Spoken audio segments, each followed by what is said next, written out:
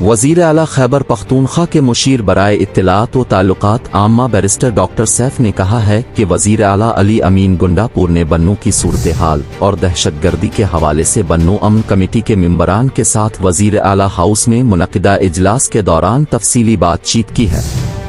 यहाँ से जारी अपने एक बयान में बैरिस्टर डॉक्टर सैफ ने कहा कि इजलास के दौरान बन्नू में होने वाले अफसोसनाक वाक़े के बाद इंतज़ामिया के साथ मुकम्मल ताउन करने पर वज़ीर आला ने अमन कमेटी मेंबरान का शुक्रिया अदा किया।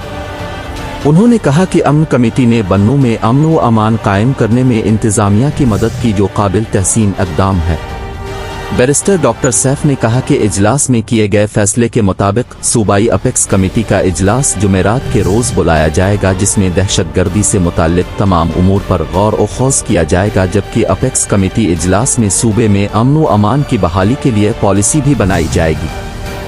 उन्होंने मजीद कहा कि अमन कमेटी के मेंबरान ने वज़ीर आला को बन्नू के दौरे की दावत भी दी है और कमेटी मेंबरान की दावत पर वज़ीर आला बरोज़ जुमा बन्नू का दौरा करेंगे।